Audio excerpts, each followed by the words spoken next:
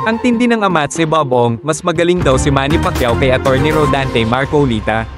Grabe, mga kababayan. Talaga namang nakakahaya mga banat ni Pangulong Bob Ong.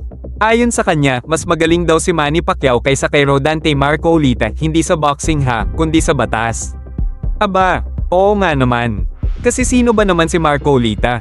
E di isang batikan lang naman sa larangan ng batas, isang abogado, isang kongresistang bihasa sa paggawa ng mga panukalang batas. Walang-wala yan kumpara sa isang boksingerong mas sanay sa santukan kaysa sa argumento. Mas bihasa sa pag-counterpunch kaysa sa pag-counter sa legal loopholes. Tama nga naman si Bob Ong. Sa Pilipinas kasi, hindi na mahalaga ang expertise. Ang mahalaga, sikat ka. Sino ba naman ang may pake kung ikaw ay eksperto sa batas kung hindi ka naman marunong mag-uppercut? Ano ngayon kung master mo ang constitutional law kung hindi mo naman kayang mag-knockout sa loob ng 2 rounds?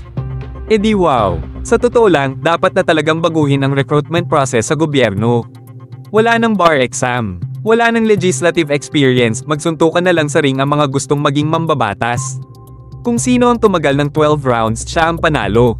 Kung sino ang nakabugbog, siya ang batas. Salamat talaga, Bob Ong. Ipinakita mo sa amin na sa administrasyong ito, hindi na kailangan ng talino. Ang mahalaga, marunong kang lumaban, kahit literal lang. Para sa mga walang kakwenta-kwentang opinion, tumutok lamang sa The Bazaar Bulletin, stay happy everyday. Maglilingkod sa inyo saan mang sulok ng mundo.